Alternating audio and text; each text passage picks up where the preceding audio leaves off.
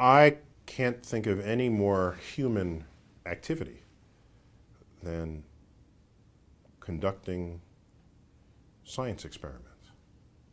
Think about it. What do kids do? Young kids.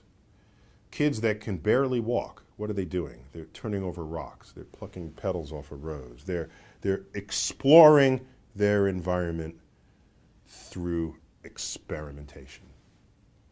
That's what we do as human beings.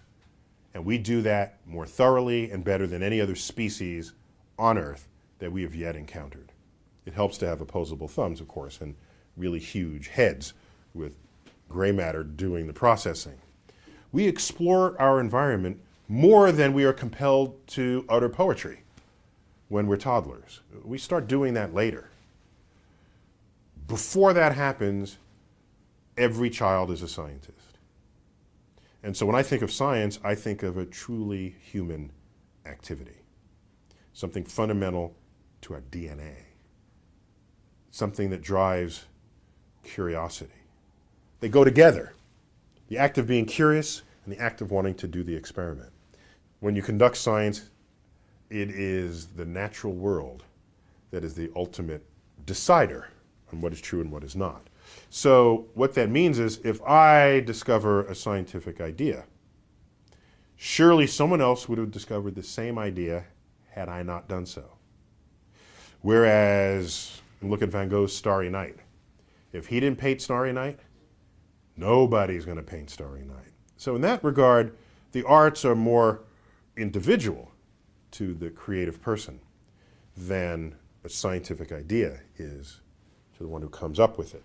But nonetheless, they're both human activities. In the early days of robots, people said, oh, let's build a robot, and what's the first thought? You make a robot look like a human and do human things. That's so 1950s. We are so past that, all right? The Hubble Space Telescope is a robot. We send it commands, it turns one way, images the universe, sends the image back to me. It doesn't look like a human being. It doesn't smile. It doesn't have arms and legs. So this notion that a robot might turn on us, and that's not the robots we're creating. Skynet, coming online and achieving consciousness. Okay, keep doing the movies, they're fun. But I live in the real world.